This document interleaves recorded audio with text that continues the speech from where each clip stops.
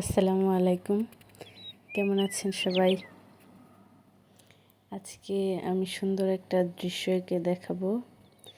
এটার জন্য আমরা একটা A4 সাইজের পেপার নিয়েছি। মাঝ বরাবর না দাগ দিয়ে একটু নিচের দিকে আমরা লম্বা করে একটা দাগ টানবো এবং এক সাইডে দুইটা ঘর আঁকবো। প্রথম ঘরটার এক অংশ আমাদের দৃশ্যে দেখা যাবে এবং বাকি অংশ হচ্ছে দেখা যাচ্ছে না, এরকম টাইপ করে আঁকবো। আমার মনে হয়েছে যে ঘরের চালাটা একটু লম্বা হয়ে যাচ্ছে, এজন্য আমি উপরের দিকটা একটু মুছে দিলাম। যেহেতু আমাদের ঘরটার অর্ধেক দেখা যাচ্ছে এবং অর্ধেক দেখা যাচ্ছে না, তাই দরজাটারও এক অংশ দেখা যাচ্ছে, এরকম করে আঁকলাম। এই তো প্রথম ঘর কমপ্লিট। এখন দ্বিতীয়টা ঠিক একইভাবে, দ্বিতীয় ঘরটা একটু পেছনের দিকে এবং পেছনে থাকার কারণে ওটারও শুধু একটা অংশ দেখা যাবে, সম্পূর্ণ ঘরটা দেখা যাবে না। খেয়াল করে দেখলে বুঝতে পারবেন যে আমি এটা কীভাবে আঁকছি।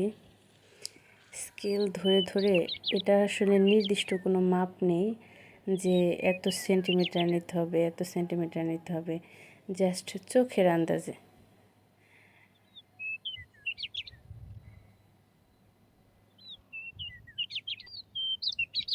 এই তো এটারও এক পাশে জানালা কমপ্লিট।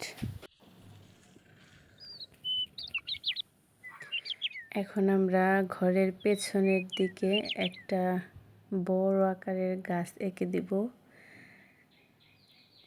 যেহেতু এটা ঘরের পেছনে, এই জন্য গুড়ির দিকটা দেখা যাবে না, শুধু উপরের দিক আঁকবো।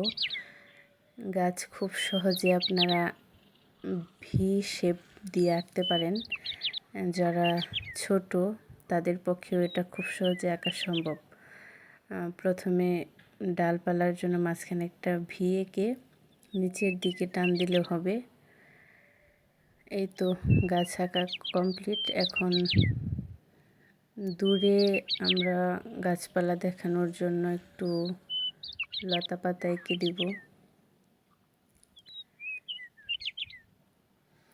আজকে এটা আমি একদম হিজিবিজি ছোট করে না দিয়ে একটু বড় করে আঁকলাম, যাতে ছোটরা এটা খুব সহজে বুঝতে পারে আর আঁকতে পারে।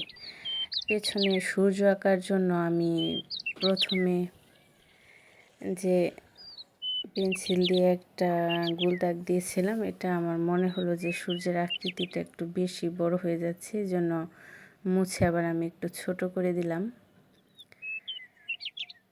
সূর্য এবং ঘরের এখানে যে দুইটা দাগ, মাঝখানে আমি নদী রাখলাম।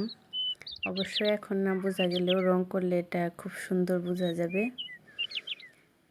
এবং নদীর এই পাশে নিচের দিকে আমি আঁকাবাঁকা লাইন টেনে একটা সরু রাস্তা বানিয়ে দিলাম।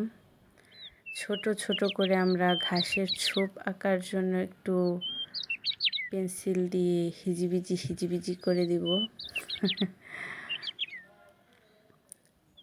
আমার মনে হলো যে এখানে একটু ফুল এঁকে দিলে খুব বেশি ভালো লাগবে, এই জন্য দুটো ফুল এঁকে দিলাম। আর এই সহজ ফুলটা পারে না এরকম মানুষ খুব কমই আছে।